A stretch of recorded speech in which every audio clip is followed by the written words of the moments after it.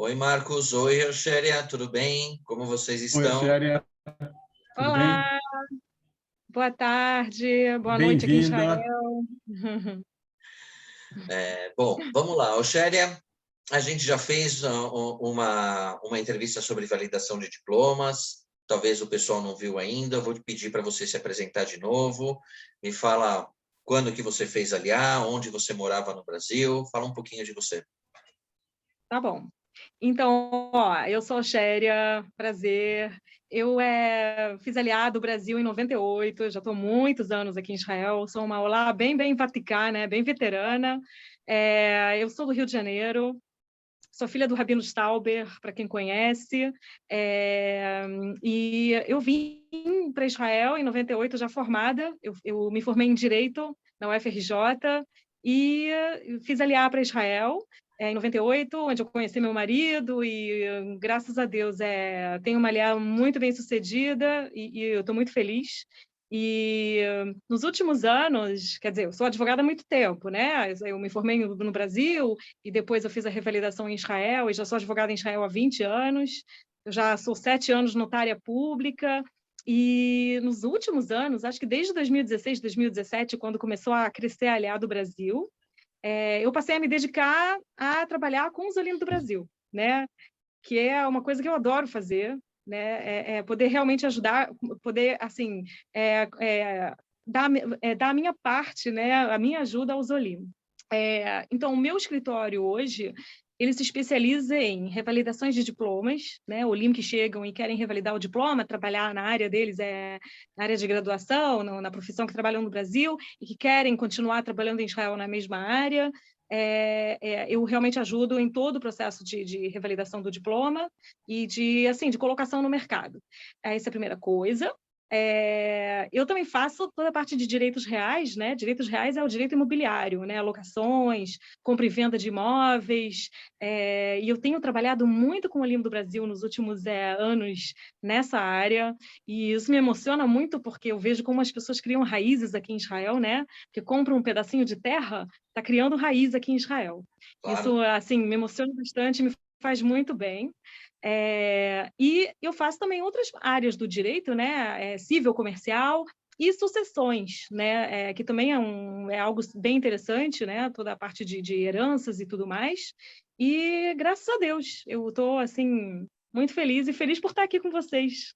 Legal. Já aproveitar para fazer a chamada, que é, né, como falado antes, a gente tem vários vídeos e a gente fez uma entrevista bem legal sobre validação de diplomas. Recomendo Verdade. que as pessoas assistam. Até pode me pedir o link se tiver com dificuldade de achar, porque agora são muitas entrevistas. Entre em contato comigo, entre em contato com o Marcos, a gente vai ter o maior prazer de passar o link para vocês assistirem também. E já fazendo uma chamada que no futuro a gente vai fazer uma específica de compra e venda de imóveis, tá? Sim, Então, do mais Brasil. para frente, a gente vai fazer uma com essas informações também. Hoje a gente vai falar sobre contratos de aluguel, tá? Para quem acompanha o nosso canal, a gente já fez uma entrevista sobre contratos de aluguel com uma corretora de imóveis, com a Mara, foi espetacular, também vale a pena, para saber as regras Maravilhosa. isso, e para saber as regras de corretagem.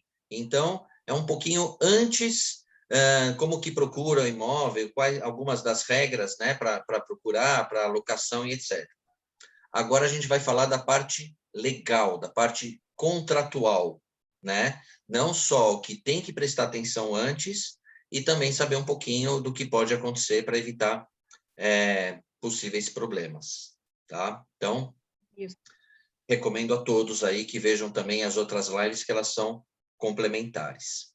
Bom, vamos para a primeira pergunta. Existe lei do inquilinato em Israel? Quais são as regras que a gente precisa saber? Então, olha, a lei do inquilinato existe há muitos anos. Em Israel existe a lei do inquilinato. Só que até os últimos anos, eu não me recordo exatamente quando houve essa mudança nova da lei, a lei do inquilinato, ela existia, mas ela não era uma lei cogente. Eu não sei se eu estou falando isso certo em termos de terminologia do Brasil, que a lei se impõe a qualquer contrato. Ou seja, antes da mudança da lei do inquilinato, as pessoas podiam fazer um contrato de locação e colocar no contrato qualquer coisa. Tá? Inclusive em empreiteiros que exigiam cláusulas absurdas e dracônicas dos inquilinos, e os inquilinos não tinham, como não tinham muito jeito, tinham que aceitar, porque a lei é uma lei que você pode obedecer e pode que não, é uma lei com regras que não eram obrigatórias, digamos assim. Nos últimos anos, acho que nos últimos 2 anos, mas eu não me lembro direito, não importa, o importante é que agora está funcionando assim, a lei mudou em favor do inquilino, eu acho que também no final das contas em favor do empreiteiro, né, do proprietário, eu falei empreiteiro, do proprietário, e essa lei ajuda os dois, tá? Porque ela tem regras pelas quais as pessoas podem se basear num contrato de aluguel e numa locação em geral, tá? Então, hoje a lei é cogente, ou seja, ela obriga as partes, e mesmo se as partes convencionaram outra coisa no contrato, isso não vai ter validade, tá? Ou seja, se esse contrato chegar a ser analisado por um tribunal, o juiz vai simplesmente anular essas cláusulas porque elas não são legais. Vou dar um exemplo, tá? Antigamente, o proprietário podia pedir como garantia valores assim extremos, tá? Digamos uma pessoa que tem um apartamento em Tel Aviv, que é muito caro, o aluguel é muito caro, é uma cidade grande, etc. Tem muita demanda, todo mundo quer alugar em Tel Aviv, então eles podiam exigir como garantias valores assim de depósito extremos, tá? Pediam 100 mil, 200 mil shekels, garantias bancárias com valores assim exorbitantes, ok? Hoje não. A lei diz que o máximo de garantia, de depósito, né, que pode se pedir como garantia, são 3 meses de aluguel. Isso é só um exemplo. Então, quer dizer, limitou. Não tem como pedir mais, ok? É só um exemplo, mas tem vários, e a gente vai falar durante a live, durante essa conversa, eu vou explicar mais o que a lei diz e como a lei ajuda agora a ficar tudo mais claro, mas no final das contas ajuda o inquilino, né? As coisas ficam muito mais justas. Sim, com okay? certeza. E você recomenda, na hora de contratar, fazer um contrato de aluguel, contratar um advogado? Isso costuma ter algum custo, alguma coisa? Então, olha, eu sou advogada, né? Então, claro que eu acho interessante consultar um advogado, mas agora falando sério, me desligando do meu papel de advogada, tá? E para realmente poder dar informações corretas. Uhum. Eu não vejo obrigação de contratar o advogado, tá? É claro que é possível assinar um contrato de aluguel sem advogado. É diferente, por exemplo, de um contrato de compra e venda, que não tem como, né? O advogado é imprescindível, tá? Num contrato de locação, não, até porque esse contrato não é registrado em lugar nenhum, é um contrato escrito, né? Pelas duas partes, aceito, assinado, e acabou a história, tá? O único lugar que é preciso mostrar esse contrato seria, né, na companhia de luz, na prefeitura, quer dizer, não há um registro oficial. Então, não precisa de advogado obrigatoriamente, mas é claro que é recomendável que um advogado, ou pelo menos uma pessoa que entenda um pouco das regras, leia, principalmente para o Olê, né? O Olê chega em Israel, não sabe hebraico, o contrato é em hebraico, ele coloca no Google Tradutor, nem tudo está muito claro, nem tudo ele entende, e nem tudo quer dizer, ele nem sempre pode saber se as regras são certas, né? Se o que está escrito ali é de acordo com a lei, se o que está escrito ali é assim que tem que ser, o que ele pode negociar, o que ele não pode negociar, e etc. Então, claro que é recomendável, mas não é obrigatório. Tem muitos Olim que não contratam advogados e sim se aconselham com amigos, com pessoas mais experientes, e tudo bem, né? Até porque nós falamos que o contrato ele é para ficar na gaveta, né? Quer dizer, se as duas partes, inquilino e proprietário, são pessoas boas, de boa índole, né? O contrato fica na gaveta e as pessoas se ajudam e conseguem ter uma locação mais assim tranquila, né? O advogado ele serve para os casos que não, né? Para os casos que o proprietário não é uma pessoa legal, ou que o inquilino, né, também pode acabar não pagando ou não cumprindo com as suas obrigações, né, que também acontece, ok? Então, no bottom line, é recomendável ter um advogado, não é obrigatório, não. E quais são as garantias, normalmente, que o proprietário exige do inquilino na hora que vai fazer fiador, cheque já pré-datado? Como que costuma acontecer essa parte? Então, pois é, essa parte das garantias, ela era, como eu te falei, antes da mudança da lei, isso era muito aberto, assim. Tem as garantias de praxe, mas às vezes tinha proprietários que exageravam, assim, nas exigências. Eu até entendo, porque a pessoa, na verdade, você tem um apartamento, você está colocando uma pessoa estranha, uma família estranha dentro da sua casa, e você quer ter certeza que vão cuidar bem da casa, que vão pagar e que, no final das contas, que vão sair também no tempo certo, né? Então, quer dizer, a garantia faz sentido, só que a garantia tem que ser algo balanceado, tem que ser algo que não seja exagerado, né? Então, assim, de praxe, tá? E de acordo com a lei, as garantias são várias, elas podem ser juntas, pode ser uma, podem ser algumas mescladas, tá? Isso de acordo com a negociação. Ok? Normalmente costuma-se pedir fiadores, tá? 1 ou 2. O Olim tem muita dificuldade de trazer fiadores para fins de locação, né? Porque não tem família aqui, é complicado, né? Então, muitas vezes, o que eu sugiro para os Olim é substituir o fiador por outras garantias, né? Para o proprietário ficar tranquilo, né? Dar mais uma garantia alternativa e deixa o fiador de lado, tá? Mas é claro que se puder trazer 1 ou 2 fiadores é legal. O fiador, a ideia do fiador para o proprietário é que tem mais uma pessoa que está devendo, sabe? Se o inquilino não paga, o proprietário fala com o fiador e o inquilino fica sem graça, né? De que tem alguém que está sendo intimidado e que está pedindo para pagar as dívidas dele. Isso funciona muito bem. Realmente, fiadores é uma garantia boa, mas nem sempre é possível. A segunda garantia é o depósito, né? É um depósito em dinheiro, que muitos proprietários pedem, nem todos podem dar, ok? E é tudo questão de negociação, questão de onde fica o apartamento, se é caro, se é barato, tá? Em que cidade que se tem muitos outros inquilinos na fila ou não, mas muitos pedem depósito em dinheiro. Hoje a lei limita o depósito até 3 meses, tá? De aluguel, não pode ser mais do que isso. O depósito pode ser feito ou mediante uma garantia bancária, né? Que é uma garantia que o banco dá, mas é um depósito para todos os fins, ou um depósito mesmo, né? Você deposita um valor na conta bancária do proprietário e ele te devolve esse valor no final, tá? E a terceira garantia que existe, que é muito usada, é uma nota promissória, o que chamamos em hebraico de starhov, né? É um papel, na verdade, não é um desembolso de dinheiro, mas é um papel no qual o inquilino assina que ele se obriga a pagar um valor, né? E esse papel ele é vinculado ao contrato, ou seja, se houver alguma quebra de contrato, quer dizer, se o inquilino não cumprir com as suas obrigações, o proprietário pode, depois de um aviso prévio, usar essa nota promissória, executar a nota promissória, tá? Como se fosse um processo de execução, ok? O valor ali não é limitado, pode ser qualquer valor, porque não é um valor que o inquilino está desembolsando, não vai sair do bolso, é só um papel. E, na verdade, o papel, no final, estando tudo bem, volta para a mão do inquilino. Ok? Essas são as 3 principais garantias. Tem gente que dá cheque calção, que é muito parecido com a nota promissória, tem mais ou menos a mesma ideia, né? É um cheque no qual se escreve um valor, tá? Só que, em vez de ser nota promissória, é um cheque, né?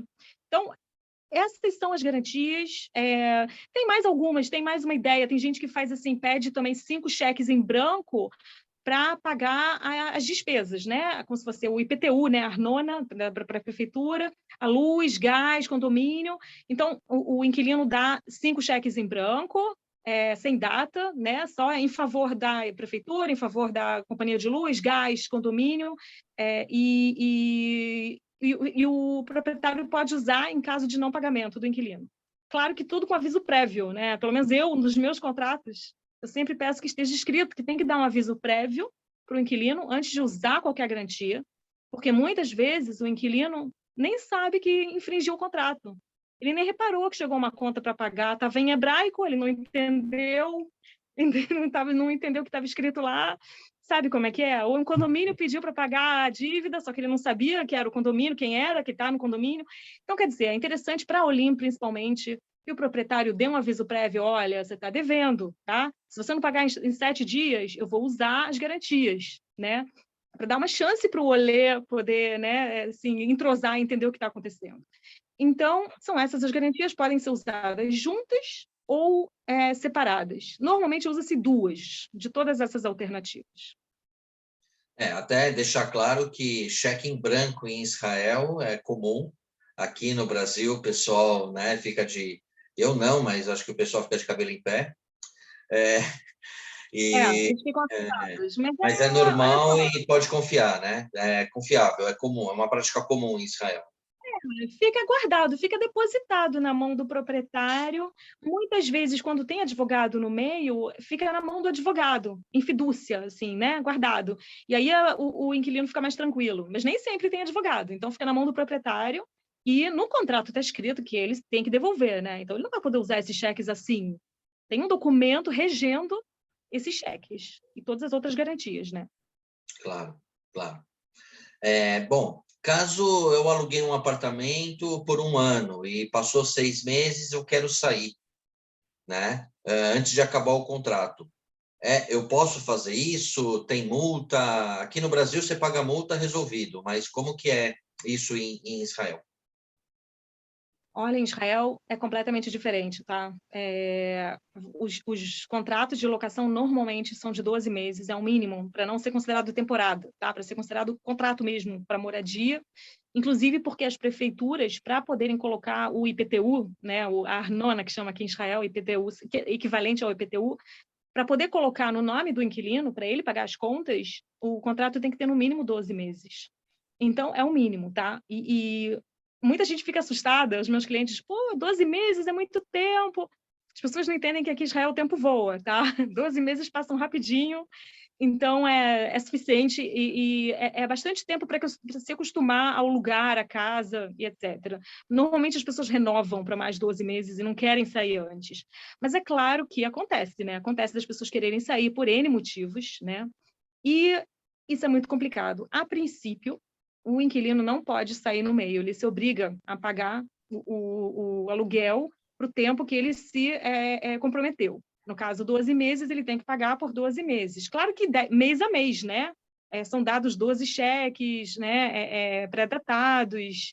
Aqui em Israel não se pode depositar um cheque pré-datado antes da data, né? É assim que se paga o aluguel, normalmente, tá? Tem alguns que fazem também aquele, como é que chama aquilo? No banco, um débito automático, mas a maioria ainda paga por cheques, tá? Você dá 12 cheques na mão do proprietário e ele deposita cada mês. Então, ele está com os seus cheques na mão. Você quer sair antes, ele vai continuar depositando. O contrato diz isso, né? Que você tem que pagar o aluguel até o final. Se quiser sair, sai, mas a multa é o pagamento total. Mas existe sim uma saída, tá? E eu sugiro, recomendo muito escrever isso nos contratos, pedir para que isso esteja escrito no contrato, que se o inquilino quiser sair antes do tempo, ele simplesmente tem que providenciar um outro inquilino em seu lugar. Ele tem que botar um anúncio sobre esse apartamento e trazer alguém que entre no seu lugar no mesmo contrato, tá? E aí ele pode sair, vai entrar outro, né? E aí ele pode realmente sair antes do tempo, mas é ele que se responsabiliza pelo novo inquilino e pelo novo contrato. Só depois que o inquilino novo assinar um contrato com o proprietário, só aí que ele está livre mesmo de todas as obrigações, de todos os ônus, né, do contrato. E se eu arrumo alguém que o proprietário não gosta, ele pode negar que essa pessoa entre no apartamento? Então, olha, ele pode negar, mas nós escrevemos no contrato normalmente assim, que ele só pode negar por motivos razoáveis, né? Não porque não gostou do seu nariz ou da sua fisionomia, sabe como é que é? Não pode negar por qualquer motivo, tem que ter um motivo razoável, até mesmo na legislação contratual aqui em Israel, se isso chega num tribunal e o inquilino alega que o proprietário não quis aceitar o novo inquilino porque sim, né? Não existe isso, quer dizer, o tribunal vai entender o inquilino e vai julgar a favor do inquilino. Ele tem que aceitar, mas é claro que assim, o novo inquilino tem que trazer as mesmas garantias que o inquilino anterior trouxe, né? Tem que ter mais ou menos o mesmo poder aquisitivo.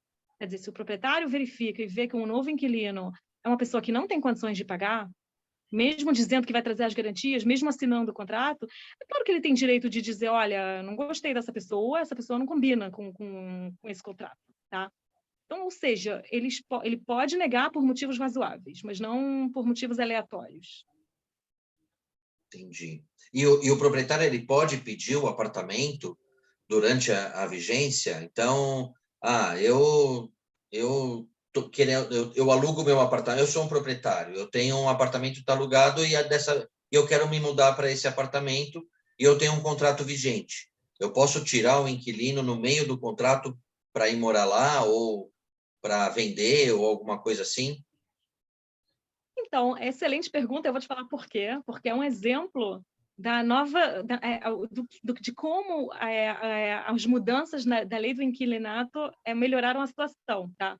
Antigamente, o proprietário podia colocar uma cláusula no contrato que, se ele quiser, ele pode avisar o inquilino, sei lá, 60 dias antes, que ele tem que sair porque ele quer o apartamento. E o inquilino teria que sair, tá? Veio essa nova lei e diz assim, ok, sem problemas, você que vai querer sair no meio, beleza. Então, o inquilino também vai poder sair no meio. Ou seja, a lei criou um equilíbrio entre os direitos do proprietário e do inquilino. Se o proprietário quiser colocar uma cláusula assim, essa cláusula tem que ser mútua. Ou seja, tem que estar escrito assim, olha, que o proprietário pode sair avisando 60 dias antes, 90 dias antes, mas o inquilino também pode. E aí não tem aquela multa que a gente conversou, né? Que tem que trazer outro inquilino e tal. Ou seja, o proprietário tem que pensar muito bem se ele quer fazer isso, porque ele sabe que pode acontecer também que o inquilino saia antes do tempo. Então, quer dizer, sair assim do nada, não. Mas tem uma outra coisa que pode acontecer, tá? Imagina que você alugou um apartamento de um proprietário e o proprietário resolveu vender o apartamento no meio do teu contrato. E aí, né? Então, existe sempre uma cláusula em contratos, né, de locação, né, pelo menos nos contratos que eu faço, uma cláusula que diz assim, que se o proprietário quiser vender o apartamento, ele pode, para terceiros, sem problema nenhum. Só que essa locação, ela fica garantida, entende? Vai entrar um novo proprietário, ok, mas o inquilino continua lá usufruindo dos mesmos direitos do contrato que existe. Simplesmente vai mudar o proprietário, vai ter que dar cheques para outra pessoa, mas ele continua morando lá até o final, respeitando o mesmo contrato anterior. Tá? Mesmos valores, mesmas cláusulas, tudo Mesma igual. coisa. Só que em vez de pagar para o José, vai ter que pagar para o Manuel. Só isso. Tá? Tá, mas, por exemplo, falta 3 meses para acabar o contrato e eu não vou querer renovar. Aí eu posso não renovar o contrato, eu não, ok, falou, ó, quando acabar o contrato, você saia do apartamento que eu vou querer. Aí Sim, não tem problema, né? sim, mas aí a gente tem que fazer uma ressalva, tá? Existem dois tipos de contratos. Existe um contrato normalmente a gente coloca o valor não, o prazo, né, do aluguel, da alocação, seriam 12 meses no mínimo, tá? Ou 24 meses. E realmente, quando acaba essa época, se não for renovado, se as partes não conversarem, né, sobre renovação, né, até 90 dias antes, a lei diz que agora tem que ser conversado 90 dias antes, para não deixar ninguém surpreso, né? Claro. Acabou a alocação, a pessoa tem que ir embora, tá? Só que existem contratos que são contratos com opção de renovação. É o que chama em hebraico com optia, né? Com opção.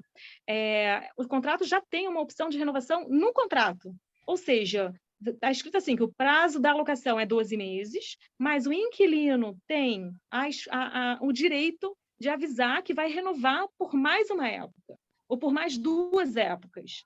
E o direito de renovação é do inquilino. Enquanto ele estiver pagando, estiver tudo bem com as obrigações, fazendo tudo direitinho, ele pode avisar que vai renovar.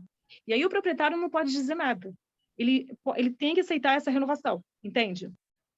Às vezes é interesse do proprietário esse tipo de cláusula, porque o proprietário tem tranquilidade, que ele sabe que ele vai ter um inquilino que vai ficar muito tempo lá e que vai continuar pagando, né? Eu recomendo para os meus clientes proprietários, né? Às vezes tem assim também, né? Tem não só inquilinos, às vezes são proprietários. Eu digo para eles o seguinte, olha, aluga por um ano, vê quem é o seu inquilino, né? Se é uma pessoa boa, se realmente está pagando direitinho, que não Está fica cuidando enchendo o do saco, apartamento. que não fica... Oi? Se está cuidando do apartamento, né? Se não está... Sim, se tá bem, se é uma pessoa legal, que não fica também te ligando por qualquer coisa, né, proprietário, que eu digo. E se você gostou dele, quando você for renovar da próxima vez, já renova com opção. Já dá para ele umas opções de renovação, e aí você sabe que esse inquilino pode ficar muito tempo, e você vai estar com o seu aluguel pago, né, todo mês e tal. Então, quer dizer, Se não há uma opção de renovação, claro que se o contrato não for renovado, o inquilino tem que sair e o proprietário pode vir morar no apartamento. Se houver opção de renovação, o proprietário tem que estar ciente de que o inquilino talvez renove, e aí ele não vai poder entrar. Entendi. O que você recomenda prestar atenção na hora, para quem não vai procurar um advogado antes, né? Que, como você falou, não tem essa necessidade. O que é legal prestar atenção no contrato? Ok, então, assim, antes de mais nada, né, verificar bem o apartamento, né, a parte física do apartamento, localização, tudo isso é muito importante verificar, isso não nada a ver com a parte jurídica, recomendação minha. Verificar bem se o apartamento está bem localizado e está do jeito que você quer e onde você quer, perto da escola, perto da linha de ônibus, né, perto do trem, perto do trabalho, essas coisas, né? Depois que você decidiu realmente que você vai querer alugar esse apartamento, tá? A primeira coisa que se faz é uma verificação, se realmente esse apartamento está no nome do proprietário, da pessoa que está conversando com você, da pessoa que quer te alugar. Então, não é vergonha pedir o registro, tá? Muita gente fica encabulada, vou pedir, eu fico sem graça. Não, tem que pedir o registro do apartamento para ver se esse proprietário que vai assinar o contrato é o dono, tá? Para não haver depois problemas muito sérios de aparecer terceiros e falarem, como assim? Quem é você? Entende? Então, isso é a primeira coisa. Segunda coisa, negociação, tá? Negociar bem antes de assinar o contrato, antes de ver qualquer minuta de contrato, negociar todas as condições, né? Quanto por mês? Qual a época? Quanto tempo, né, da locação? 12 meses, mais do que isso? Quais são as condições de pagamento? Vai ser cheque? Vai ser débito automático? Tá? Vai ter opção de renovação ou não vai ter opção de renovação? Ok? Quais são as garantias? As garantias têm muita margem de negociação, né? Como eu falei, o Olim não tem fiadores, então eles podem dizer, ok, eu vou te dar um depósito de 3 meses e mais uma nota promissória, tá bom para você? E eu acho ótimo, né? Porque tem uma nota promissória com valor grande e mais 3 meses de depósito, eu acho que o proprietário está bem garantido e não precisa do fiador. Por outro lado, se o Olê consegue trazer pelo menos um fiador, ele pode abater, fazer um depósito menor ou não fazer o depósito. Simplesmente dar um cheque calção ou uma nota promissória, e aí não tem que ficar, né, desembolsando 3 meses de aluguel ou 2 meses de aluguel, que é um dinheiro que fica guardado, né, que fica de lado, fica retido, né? Então, é interessante negociar isso. É interessante conversar, por mais que a lei diz, né, a lei do inquilinato, como eu falei, ela agora é cogente, ela diz quem conserta o quê. Mas é importante verificar isso antes, tá? E conversar sobre isso com o proprietário e ver que isso está no contrato, que o inquilino, ele conserta o que ele quebrou. Ele não conserta tudo, né? Muitos tentam colocar no contrato que o inquilino conserta tudo. Isso é contra a lei, tá? Então, o inquilino conserta o que ele quebrou e o proprietário conserta, como é que a gente chama isso? Danos estruturais. A estrutura do imóvel. E essa estrutura do imóvel e danos provenientes de desgaste natural, tá?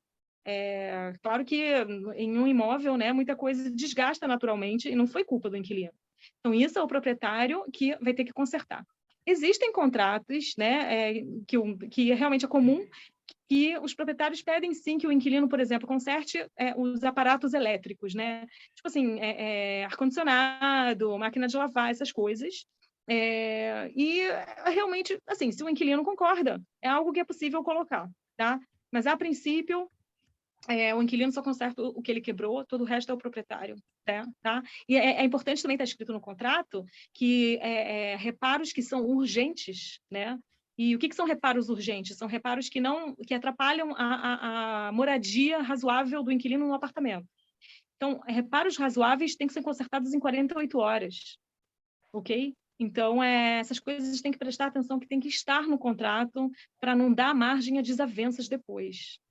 Ok? A maior parte das brigas entre as partes são por causa disso, né? Da manutenção do apartamento, dos reparos que o proprietário não quer fazer, ou que não fez direito, né? Então, tem que estar muito bem. Uma curiosidade minha falando nisso, por exemplo, eu estou com um reparo urgente, estou com um vazamento aqui, minha torneira ela explodiu, entendeu? Tive que fechar a chave geral e não posso mais usar a torneira, preciso resolver logo. um chuveiro para tomar banho, sei lá, alguma coisa assim, né? Existe a possibilidade de o inquilino consertar e descontar do valor do aluguel? Isso é comum em Israel? Sim, existe. Muitas vezes as pessoas acabam fazendo isso, né? Acabam conversando, quer dizer, muitas vezes o proprietário diz, olha, eu estou sem tempo, não posso, não tenho alguém, chama alguém e desconta, ou chama alguém e eu te pago. Mas eu gosto que isso esteja escrito no contrato, tá? É algo que eu acho interessante colocar. Tipo assim, se o proprietário não consertar em 48 horas, tá? O inquilino vai consertar e vai cobrar do proprietário, né? Mas eu gosto de escrever isso, de entrar em miúdos, principalmente nessas coisas do dia a dia, né? Porque esses são os grandes problemas, entendeu? As Sim. garantias, tudo bem, elas ficam guardadinhas de lado e depois voltam. Mas os problemas do dia a dia, que as pessoas se aborrecem, sabe? Por causa desse tipo de coisa. Então, quer dizer, isso é interessante ficar muito bem escrito. Quem conserta o quê? O que é urgente, o que não é urgente. E se o proprietário não conserta em tempo, o inquilino vai consertar e vai cobrar do proprietário, ou descontar do aluguel. É meio complicado, né? Descontar do aluguel porque ele deu um cheque, né? O cheque é do valor total do aluguel. O cheque já Então, tá colocado lá. o cheque já está. Pois é. Então, o proprietário vai ter que pagar, ele vai ter que cobrar do proprietário, ou no final eles vão ter que fazer algum tipo de contabilidade, tá? Mas é claro que a melhor maneira de se fazer isso é conversando com o proprietário, não consertar e depois avisar o proprietário, olha, chamei alguém, custou 500 shekels. Não é bem assim, né? É melhor conversar com o proprietário primeiro, falar, olha, chamei uma pessoa, vai custar X, se você quiser eu chamo mais uma, sabe? Para o proprietário estar ciente do que está acontecendo, né? Um pouquinho de bom senso faz bem nesses casos, né? Claro. O diálogo é a melhor solução, porque mesmo estando no contrato, muitas vezes as desavenças ocorrem por causa disso, né? De decisões tomadas assim repentinamente, isso não é uma boa ideia. Legal. Você comentou prazo mínimo de 12 meses, né? Normalmente é de 12 e 24. E dá para fazer de outro prazo? Vai, me vê uma coisa na cabeça. Eu tenho um curso em outra cidade que eu vou fazer por 1 ano e meio, por 18 meses, e eu quero alugar só por 18 meses e sair. Pode-se fazer? Assim, tipo... Então, 18 meses não tem problema nenhum, porque é mais de 12, né? O problema dos 12 é a prefeitura, né? O proprietário prefere que o inquilino coloque o nome dele na prefeitura e pague o IPTU, que as contas cheguem no nome do inquilino. Porque se o inquilino deixar alguma dívida, não é dívida do proprietário, é dívida do inquilino e o proprietário não vai ser cobrado, né, pela prefeitura. Então, é por isso que tem esses 12 meses de mínimo, tá? Então, 18 meses é mais de 12, não tem problema nenhum. O problema é com contratos de menos de 12, né? Que é o que a gente chama de contratos de temporada, tá?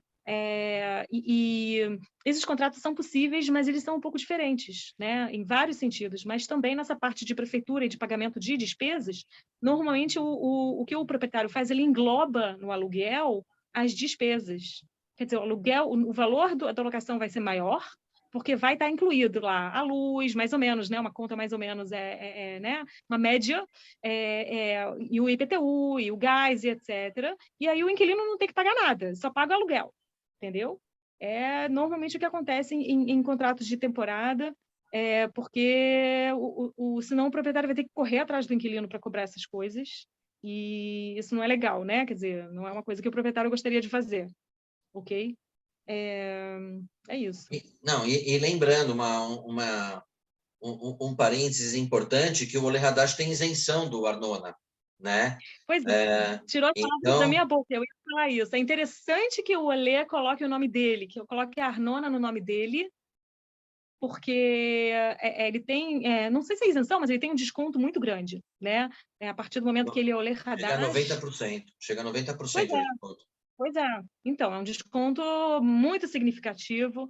Então, apresentando a toda a Olê e tudo mais, o Olê vai pagar muito menos IPTU do que o proprietário, que é israelense, né? Então, claro que vale a pena fazer contratos de 12 meses para cima. E o contrato para temporada é muito diferente? Tem regras diferentes ou são as mesmas regras, só muda esses detalhes de prefeitura? Então, se é para temporada de 10 meses, não muda muito não, tá? Agora, se for para temporada como o Airbnb, né, por exemplo, eles têm outros tipos de contratos, é um contrato mais comercial, né, como se fosse como se você estivesse indo para um hotel, tá? É diferente, né? E até porque inclui outros serviços e tal, é diferente. Mas o contrato de locação de, digamos, 10 meses, 8 meses, até mesmo 6 meses, é um contrato muito parecido, só que as despesas vão estar englobadas no aluguel, né? E normalmente, né? E eu acho que as garantias também não têm que ser tão duras, né? Elas podem ser mais flexíveis, porque é pouco tempo, entendeu? Ninguém pode pedir uma garantia bancária de 3 meses se você vai ficar 6 meses no apartamento. Ou 20 dias, né? Às É. vezes, tem muita gente que aluga um Airbnb só para chegar e procurar o apartamento definitivo, né? Então, Muita gente faz isso. Aliás, é bem recomendável, já que você entrou nesse assunto, porque eu sou muito receosa. As pessoas muitas vezes querem alugar um apartamento antes de aliar e veem o apartamento só por Zoom, né? Não veem o apartamento com os próprios olhos e chega aqui e acaba se decepcionando. E o contrato é de 12 meses, né? E aí é muito chato, porque não gostou do apartamento e não tem como sair, né? Tem que ficar procurando outro inquilino. Então, é uma boa ideia pegar um Airbnb no início para procurar com calma um outro apartamento, né? Então, e as garantias de um Airbnb, né? Normalmente é um cheque caução, nada mais do que isso. Eu costumo falar, é muito difícil alugar um apartamento por foto a mais de 10 mil quilômetros de distância, né? Não é... Você não vai ver as fotos das coisas ruins do apartamento, as fotos só das coisas boas, né? Pode ter surpresa quando chegar. E não consegue ver as dimensões verdadeiras, né? Tudo parece muito grande. Aí chega aqui no apartamento e vê que o apartamento é pequeno, muito menor do que parecia ser nas fotos. Eu não acho recomendável, não. A gente não recomenda aqui também. A gente sempre tenta sugerir um Airbnb, chegar na casa de alguém, atrapalhar alguém, porque chegar de aliar não é hospedar, é atrapalhar, né? Eu costumo falar isso, né? Então, se tiver alguém para atrapalhar por uns 15 dias, é uma boa, né? Com certeza. Tá. Uma coisa que falam muito é que às vezes tem cláusula falando da parte, principalmente do corretor, de ter que pagar para o corretor toda a renovação de contrato. Isso é legal? Isso existe em Israel? A comissão do corretor? Bom, comissão de corretor, claro que existe. Eu vou tentar explicar melhor, tá? Assim, para você encontrar um apartamento para alugar, você pode usar os serviços de um corretor e você pode procurar sozinho, né? Existem sites, como, por exemplo, o Yadstein, não sei se vocês ouviram falar, sites aqui em Israel de ofertas de apartamentos dos próprios proprietários, né? Eles próprios anunciam, você pode procurar um apartamento sozinho e negociar diretamente com o proprietário, e aí não tem nada de corretor, e não tem que pagar para o corretor, é claro, né? Agora, claro que você pode fazer uso do serviço de um corretor, que é um serviço muito importante, porque o corretor te ajuda, te direciona, né?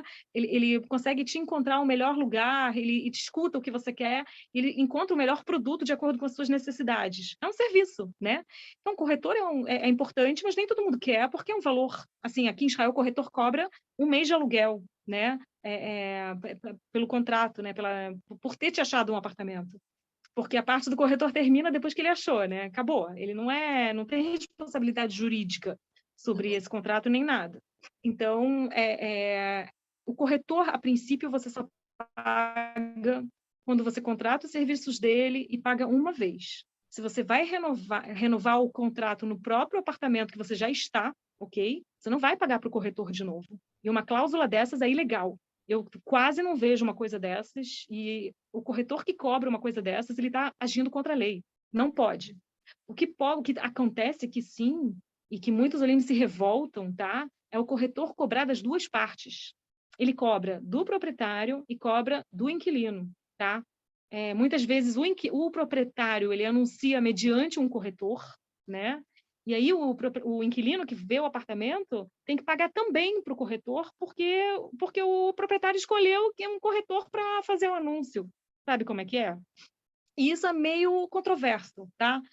A lei do inquilinato diz que, a princípio, o proprietário não poderia pedir para o inquilino também pagar o corretor, só que a legislação da corretagem ainda não foi alterada nesse sentido, ou seja, o corretor pode cobrar, entende? Então, a lei do inquilinato proíbe, mas o corretor em si ele não está proibido de cobrar e ele cobra, tá? E cobra muito bem. Então, as pessoas acabam pagando, porque senão vai vir outro inquilino e vai pagar para o corretor e vai querer pegar o apartamento, né? Então, muitos olhinhos se revoltam com isso, porque realmente acham injusto, né? Sem desmerecer, de novo, o trabalho do corretor, que é maravilhoso, como eu falei no início, que é muito importante, mas muita coisa tem que ser, assim, eu acho que esclarecida em termos de legislação, muita coisa ainda está meio com brechas, e por isso que as coisas não ficam muito claras, tá? Mas é claro que com renovação, em termos de renovação do mesmo contrato, não se paga ao corretor de novo. Esse negócio de cobrar do inquilino e do proprietário, eu falo que não é ilegal, mas é totalmente imoral.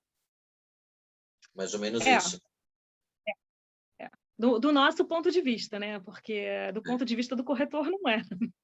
Mas assim, ele não é proibido de fazer isso, tá? Não é proibido. Ele pode fazer, e aí a questão de mercado, as forças do mercado. Entendi. Bom, normalmente, quando alguém chega até um advogado, né, depois de um tempo de contrato, é porque teve problemas, né, para chegar até o advogado. Então, queria saber um pouquinho de você, quais são os problemas mais comuns que o pessoal chega até você para resolver, às vezes até tentar evitar que isso aconteça, se for possível, né? Sim, sim. Pois é o que a gente tinha falado no início, né? Que quando as duas pessoas são de boa índole, as duas partes, o contrato não interessa, né? Não importa o que está escrito no contrato, as pessoas se dão bem, e eu até recomendo, assim, se você tem um apartamento mais ou menos, mas tem um proprietário maravilhoso, eu recomendo renovar para o resto da vida, né? Porque é melhor ter um proprietário bom do que um apartamento bom, tá? Realmente, né? Não é o teu Ó, boa apartamento, dica. quando você for comprar é outra história, mas para morar de alocação, você tendo um proprietário bom, isso vale ouro, tá? Porque realmente tem inquilinos que têm um proprietário ruim, tá? Que realmente não conserta, ou conserta de maneira, assim, de maneira ruim, né? Não faz as coisas direito, ou em tempo, né? Por exemplo, você tem vazamentos e problemas no apartamento e o proprietário demora para te responder ou para mandar alguém, ou às vezes manda pessoas que não são competentes, maus profissionais, ok? E eu vejo muitos inquilinos, principalmente no inverno, né, em apartamentos que entra vazamento de chuva e esse tipo de coisa, e realmente isso causa desavenças entre proprietários e locatários, tá? Outra coisa que causa desavenças é na saída, quer dizer, quando termina a locação, e o inquilino, assim, ele quer ter as garantias de volta, né, com medo de que o proprietário use por algum motivo.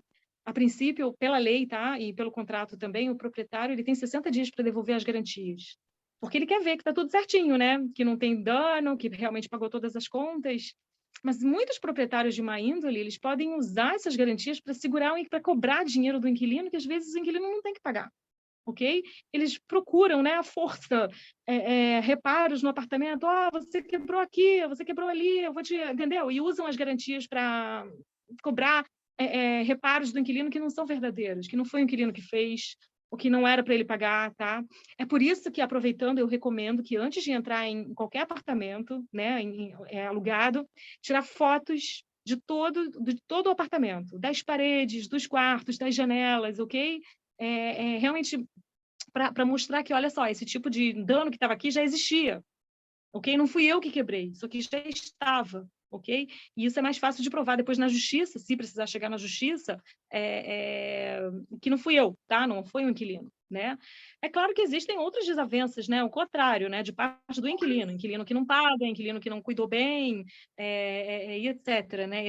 Mas isso aparece menos, tá? Quer dizer, realmente o Olimpo Hadashim do Brasil, assim, 90% são excelentes inquilinos, e quando eles não deixam de fazer alguma coisa é porque não entenderam. O que eu estava falando daquele aviso prévio que tem que estar no contrato, porque muitas vezes as dívidas provêm de não conhecimento das leis ou da existência dessas cobranças, tá? Então, quando o proprietário está escrito no contrato que ele tem que avisar, né? Aí o inquilino né? Ele vê que está devendo e paga, tá? Mas assim, no bottom line, eu acho que em termos de locação são raras as vezes que as partes realmente têm que apelar para a justiça, tá? Eu sou muito a favor de chegar num acordo, mesmo em casos que o inquilino tem total razão, que o proprietário está realmente de má fé, eu não acho que vale a pena entrar numa furada, né, de processo cível na justiça, ter que provar uma coisa ou outra. A justiça, ela demora, não demora como no Brasil, mas demora, né? E o inquilino vai ter que contratar um advogado. E às vezes o dano, sabe, o valor que o proprietário está exigindo, ele não chega aos valores de honorários de advogados, de taxas processuais. Eu não estou nem falando da saúde, né, da pessoa, né, da ansiedade e do nervosismo. Então, não são tipos de desavenças que são tão grandes que vale a pena apelar para a justiça. Salvo raras exceções, é claro, né? Claro que existem casos, né, que tem que ser na justiça. Como, por exemplo, se o proprietário usa uma das garantias, né, pega uma garantia bancária de alguém e deposita, né, 3 meses de aluguel. Por quê? Como assim? Né? Esse tipo de coisa realmente tem que contestar, ou se depositou um cheque que não precisava, existe uma nota promissória, existe na justiça de execuções, existe um tipo de contestação que o inquilino pode fazer e alegar a sua parte, isso é resolvido bem rápido, né? Então, nesse tipo de coisa, sim, tudo tem que ser analisado, friamente. Legal. Não, porque são muitos detalhes, né? A gente tenta pegar um apanhado geral aqui, mas sempre está sobrando um detalhezinho ou outro, alguma informação a mais que é necessária, né? Bom, terminei todas as perguntas aqui, a gente falou bastante, foi muito legal, muito importante para o pessoal que está indo. Vejam a live de validação de diplomas, vejam a live com a Mara também, com a corretora, que está ótima, complementa um pouco do que a gente falou aqui. Tem até algumas perguntinhas que são as mesmas, aí a gente vê a visão da corretora, né, e da advogada. Eu acho isso bem interessante. Agora um espaço para você se despedir do pessoal, Xéria, e até a próxima entrevista que a gente vai fazer. Legal. Então, foi um prazer. Espero ter dado bastante informação. Assim, claro que o que podemos falar aqui é bem geral, né? Qualquer informação específica, vocês estão convidados a me consultar. Eu estou aberta a perguntas e tal. Primeiras perguntas, assim, são sempre válidas por e-mail, por WhatsApp. Eu respondo com todo prazer, sem cobrança nenhuma, tá? Só para dar um primeiro help, fique super à vontade. Eu estou aqui para qualquer dúvida que tiverem. Foi um prazer, adorei, como sempre. Recomendo também assistir a live sobre revalidações de diplomas. Ali realmente tem muita informação importante, né, sobre essa área que é muito importante saber antes de fazer a LA. E estou à disposição para quem quiser. Até esse negócio de validação de diplomas, para começar o processo aqui, não esquecer nenhum documento aqui. Né? Imagina, sim. Faz aliás, esquece um documento, a dor de cabeça que dá, né? Mas legal. Por isso que vale a pena, realmente, nesse caso, vir preparado. É isso aí, legal. Marcos, se quiser ser despedido. Eu tinha umas perguntas para fazer, mas o Valdemar conseguiu cobrir todas elas. Ia repetir todas elas. Parabéns, Valdemar. Parabéns ao Xéria mais uma vez pela sua presença. Hoje você Obrigada. Foi muito bem na sua explanação, em todas as perguntas, nas respostas que o Valdemar te perguntou. Parabéns. Até a próxima. Obrigada. Foi um prazer. Até a próxima, com certeza. Obrigado. Tchau, pessoal. Tchau. Tchau.